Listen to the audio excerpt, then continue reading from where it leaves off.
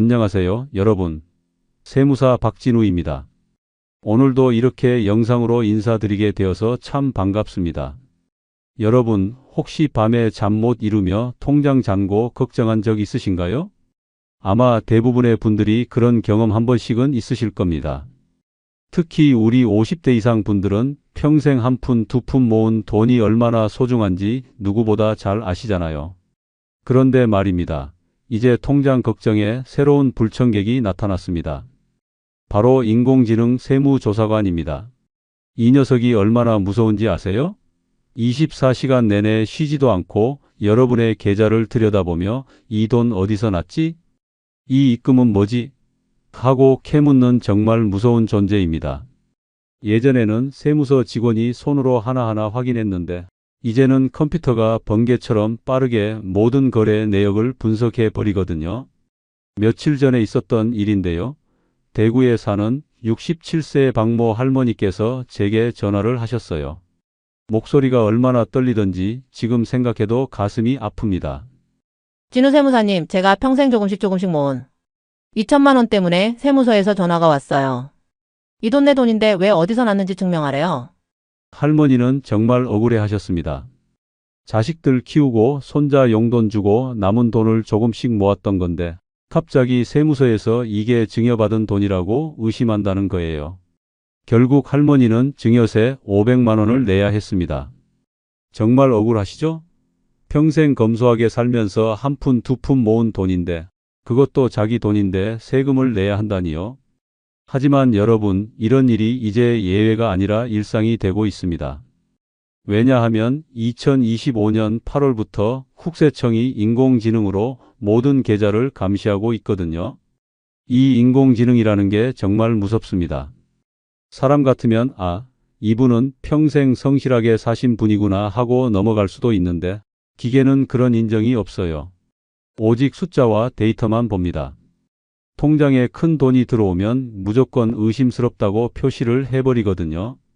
특히 우리 같은 50대 이상 분들은 현금 거래를 많이 하시잖아요. 그런데 이게 바로 인공지능 눈에는 가장 의심스러운 거래로 보인다는 겁니다. 제가 지난달에 만난 한 분은 70세 되신 할아버지였는데요. 평생 작은 가게를 운영하시면서 현금으로 장사하셨거든요. 그런데 그 현금을 조금씩 은행에 입금하셨는데 인공지능이 이걸 출처 불분명한 자금이라고 판단해 버린 거예요. 할아버지는 내가 80년 살면서 이런 모욕은 처음이다라고 하시며 정말 속상해 하셨습니다. 여러분, 이제 상황이 바뀌었습니다. 예전처럼 내 돈이니까 내 맘대로 쓰면 되지 않은 시대는 끝났어요. 모든 거래가 감시당하고 있고 조금이라도 의심스러우면 바로 세무조사 대상이 됩니다. 특히 우리 연령대 분들이 가장 위험한 상황에 처해 있어요. 왜냐하면 젊은 사람들은 카드나 계좌 이체를 주로 쓰는데 우리는 현금 거래가 많으니까 더 의심받기 쉽거든요. 그런데 잠깐 여러분께 정말 중요한 비밀을 알려드리기 전에 한 가지 부탁드릴 게 있습니다. 혹시 아직 구독 안 하셨다면 지금 구독 버튼을 눌러주세요. 그리고 좋아요와 알림 설정도 꼭 해주시기 바랍니다. 이런 정보들은 정말 놓치면 안 되거든요. 특히 가족분들, 부모님이나 형제 자매들께도 이 영상을 꼭 공유해 주세요.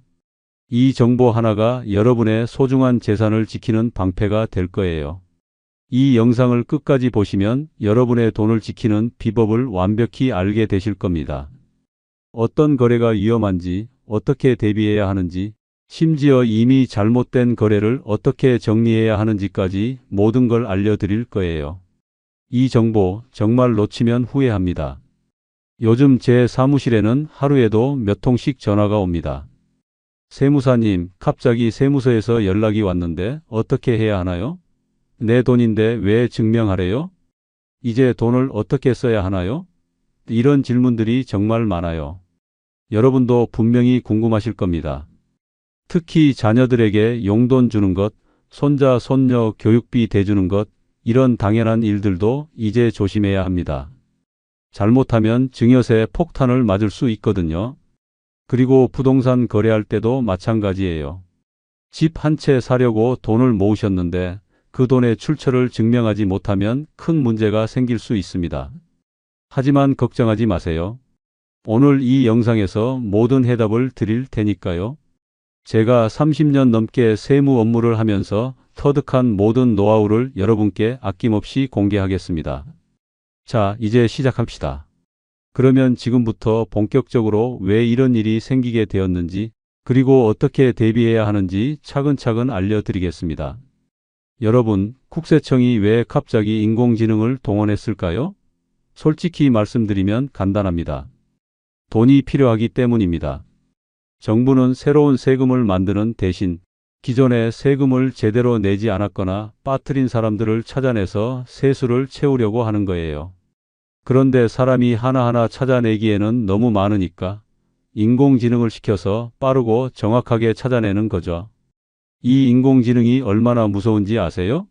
사람보다 100배는 빠르고 우리 눈에는 보이지 않는 패턴까지 척척 잡아냅니다.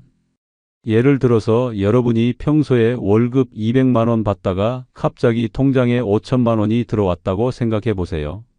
사람이라면 이분이 뭔가 특별한 일이 있었나 보다 하고 넘어갈 수도 있는데 기계는 무조건 이상하다고 표시를 해버리거든요. 더 무서운 건 이 인공지능이 학습을 한다는 거예요. 처음에는 단순한 패턴만 찾았는데 이제는 점점 더 정교해지고 있어요. 예를 들어서 여러분이 매달 같은 날에 같은 금액을 받다가 갑자기 다른 날에 다른 금액을 받으면 왜 달라졌지? 하고 의심하는 거예요. 정말 섬뜩하죠? 올해 상반기만 해도 개인 세무조사가 작년보다 400%나 급증했어요. 정말 놀라운 수치죠? 그런데 더 놀라운 건 조사 대상의 85%가 60세 이상 어르신이라는 점입니다. 왜 하필 우리 연령대일까요? 첫 번째 이유는 현금 거래를 많이 하시기 때문입니다. 젊은 사람들은 카드나 휴대폰으로 결제하는데 우리 세대는 현금을 더 선호하잖아요. 현금이 눈에 보여야 마음이 놓이고 확실하다고 생각하시거든요. 그런데 인공지능은 현금을 의심 1순위로 찍습니다. 왜냐하면 현금은 추적이 어렵고 어디서 났는지 알기 힘들거든요. 제가 만난 한 분은 68세 할머니였는데 시장에서 30년간 작은 가게를 하셨어요. 매일 현금으로 장사하시고 그 돈을 집에 모아두셨다가 한 달에 한 번씩 은행에 입금하셨거든요. 그런데 어느 날 갑자기 세무서에서 연락이 온 거예요. 이 돈들이 다 어디서 난 건가요? 할머니는 정말 당황스러워 하셨어요. 내가 30년간 밤낮으로 일해서 번 돈인데 이걸 어떻게 증명해? 하시면서요. 두 번째 이유는 가족 간 송금이 많기 때문입니다. 자녀 집 사는데 보태주고 손자 손녀 교육비 보내주고 명절 때 용돈 주고 이런 것들이 다 인공지능의 레이더에 걸립니다. 젊은 사람들은 부모님께 받을 일이 많지 줄 일이 별로 없잖아요. 그런데 우리는 주는 입장이니까 더 주목받는 거죠. 부산에 사시는 할아버지 한 분은 아들 셋에게 매달 100만 원씩 보내주셨어요. 30년간 직장 생활하시면서 모은 돈으로 자식들 도와주시는 거였는데 인공지능이 이걸 정기적인 대량 송금으로 분류해버린 거예요. 결국 증여세 문제로 큰 곤란을 겪으셨어요. 세 번째 이유는 증빙 서류를 잘 안 남기시기 때문입니다. 내 돈인데 왜 증명해야 해? 하시는 마음 충분히 이해합니다. 하지만 이제는 증명해야 하는 세상이 되었어요. 영수증 하나, 메모 하나가 여러분의 재산을 지켜주는 방패가 되는 거죠. 이 인공지능이 얼마나 똑똑한지 알려드릴게요. 하루에 수백만 건의 거래를 분석하고 여러분의 소득, 지출, 송금 패턴을 모두 학습해요. 갑자기 큰 돈이 들어오거나 나가면 빨간불이 켜집니다. 심지어 은행가에서 뺀 돈을 은행나로 넣어도 다 추적해요. 서로 다른 은행이어도 마찬가지예요. 국세청이 모든 은행 정보를 실시간으로 받고 있거든요. 더 놀라운 건 이 인공지능이 여러분의 생활 패턴까지 분석한다는 거예요. 평소에 아침 10시에 은행 가시던 분이 갑자기 밤 9시에 가서 큰 돈을 찾으면 왜 시간이 달라졌지? 하고 의심해요. 정말 섬뜩하죠? 지금부터 제가 25년 세무사로 일하면서 본 사례들을 바탕으로 세무조사. 90%를 막는 5가지 위험 거래를 정리해서 알려드릴게요. 꼭 메모하세요. 첫 번째 위험 거래는 1,000만 원 이상 현금 거래입니다. 2025년 6월부터 현금 1,000만 원 이상 입출금은 국세청에 자동으로 신고돼요. 부산에 사시는 70세 이모 할아버지 사례를 말씀드릴게요. 할아버지는 퇴직금으로 모은 3,000만 원을 현금으로 찾으셨어요. 현금이 눈에 보여야 마음이 놓인다고 하시면서요. 그런데 2주 뒤에 세무서에서 전화가 왔어요. 이 돈 어디서 났나요? 증명하세요. 결국 적금 증명서, 퇴직금 증명서, 사용처 소명서까지 제출하느라 정말 고생하셨어요. 그러니까 큰돈은 계좌 이체로 하시고 현금이 꼭 필요하시면 500만 원씩 나눠서 하시면 된다고 생각하실 텐데 인공지능은 이런 쪼개기 인출도 다 잡아내요. 왜 한 번에 안 찾고 나눠서 찾지? 하면서 의심하거든요. 두 번째 위험 거래는 가족 간 왕복 송금입니다. 자녀에게 돈 보냈다가 다시 받는 거래, 절대 금물입니다. 대전에 사시는 65세 최모 할머니 사례를 보시죠. 할머니는 딸 사업 자금으로 2,000만 원을 보냈다가 열흘 뒤에 다시 돌려받으셨어요. 사업이 잘 안 되어서 돈을 다시 돌려준 거였는데 인공지능이 이걸 가짜 거래로 판단해서 증여세 300만 원이 부과되었어요. 차용증이나 이자 약정이 없으면 정말 큰일 나는 거죠. 특히 같은 달에 왕복 거래가 일어나면 거의 100% 걸린다고 보시면 돼요. 세 번째 위험 거래는 증여세 한도 초과입니다. 부모가 자녀에게 10년간 5천만 원까지는 세금 없이 줄 수 있어요. 하지만 이게 누적 계산이거든요. 많은 분들이 매년 계산하는 줄 아시는데 10년 누적이에요. 광주에 사시는 68세 김모 할머니는 손자에게 매년 600만 원씩 10년을 보냈어요. 매년 600만 원이니까 괜찮겠지 하셨는데 총 6천만 원으로 1,000만 원 초과가 되어서 증여세 100만 원, 가산세 200만 원을 내셨어요. 정말 억울하시죠? 그러니까 송금 전에 증여세 한도를 꼭 계산해 보세요. 지금까지 얼마나 보냈는지 정확히 파악하시고요. 네 번째 위험 거래는 소득 대비 과도한 지출입니다. 월 소득 150만 원인데 2억 원짜리 차를 샀다면 인공지능이 돈 어디서 났지? 하면서 의심합니다. 인천에 사시는 66세 정모 할아버지는 연금으로 생활하시다가 5억 원 아파트를 현금으로 구매하셨어요. 30년 전에 땅 판 돈이라고 했지만 증빙이 없어서 탈세 의심을 받았어요. 결국 온갖 서류를 다 뒤져서 증명해야 했고 정말 고생하셨거든요. 그러니까 큰 지출 전에는 소득 증빙을 미리 준비하세요. 땅 판 계약서, 퇴직금 증명서, 적금 해지 증명서 같은 것들 말이에요. 다섯 번째 위험 거래는 메모 없는 송금입니다. 계좌 이체할 때 용돈 같은 애매한 메모는 정말 위험해요. 서울에 사시는 71세 윤모 할아버지는 아들에게 3년간 2,500만 원을 메모 없이 보냈어요. 그냥 이체라고만 되어 있었거든요. 세무서에서 이게 증여냐, 생활비냐, 차용금이냐? 물었는데 증빙이 부족해서 결국 증여세 400만 원을 내셨어요. 정말 억울하시죠? 그러니까 아들 김아무개, 전세 보증금, 딸 박아무개 결혼 자금 이렇게 명확하게 적으세요. 이제 안전한 거래 비법 3가지를 알려드릴게요. 이 방법들만 지키시면 인공지능이 와도 전혀 두렵지 않을 거예요. 첫째, 모든 송금에 메모를 필수로 남기세요. 딸 김아무개 결혼 자금, 어머니 의료비, 손자 박아무개 교육비 이렇게 구체적으로 적으세요. 이 메모 한 줄이 세무조사에서 여러분의 목숨을 구해줄 거예요. 그리고 받는 사람 이름까지 정확히 적어주시면 더 좋아요. 둘째, 증빙 서류를 5년간 보관하세요. 전세 계약서, 병원비 영수증, 청첩장, 차용증 다 챙기세요. 요즘은 휴대폰으로 사진 찍어서 정리하면 더 편해요. 특히 큰 지출이 있을 때는 왜 그 돈이 필요했는지 증명할 수 있는 서류를 반드시 챙기세요. 셋째, 일정한 거래 패턴을 유지하세요. 매달 20일에 50만 원씩 보내는 건 괜찮아요. 하지만 100만 원, 300만 원, 갑자기 1000만 원? 인공지능이 의심해요. 왜 갑자기 금액이 바뀌었지? 하면서요. 그러니까 정기적으로 보내실 거면 금액과 날짜를 일정하게 유지하세요. 마지막으로 이미 메모 없이 송금했거나 증빙이 없는 분들도 지금이라도 정리할 수 있어요. 최근 3년 계좌 내역을 뽑아서 100만 원 이상 송금, 500만 원 이상 현금 인출을 체크하세요. 거래 목적과 사용처를 기록하고 영수증이나 차용증을 준비하세요. 부산에 사시는 69세 한모 할머니는 자녀 지원 1억 원을 꼼꼼히 정리해서 증여세 0원을 만들었어요. 여러분도 할 수 있어요. 여러분, 인공지능 세무조사가 무섭긴 하지만 준비만 잘하면 전혀 두려울 것 없어요. 오늘 제가 알려드린 5가지 위험 거래만 잘 기억하세요.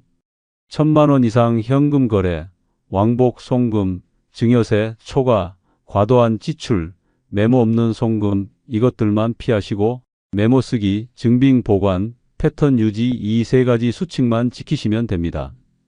사실 제가 30년 넘게 세무 업무를 하면서 느낀 점이 있어요. 우리 어르신들이 가장 억울해 하시는 게 뭔지 아세요? 내 돈인데 왜 이렇게 복잡하게 해야 하느냐는 거예요. 정말 이해합니다. 예전에는 그냥 내 돈 내 맘대로 쓰면 되었는데 이제는 모든 걸 증명해야 하고 기록해야 하니까 답답하실 거예요. 하지만 여러분, 세상이 바뀌었어요.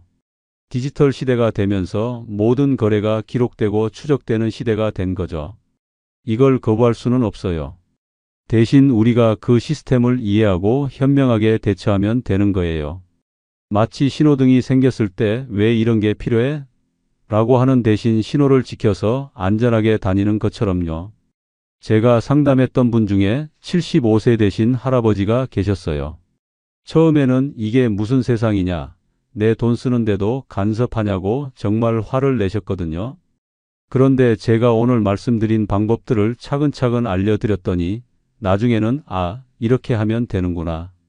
생각보다 어렵지 않네라고 하시더라고요. 지금은 손자에게 용돈 보낼 때마다 꼼꼼히 메모 쓰시고 영수증도 잘 챙기고 계세요. 여러분도 마찬가지예요. 처음에는 복잡하게 느껴지실 수도 있지만 몇 번 해보시면 습관이 되실 거예요.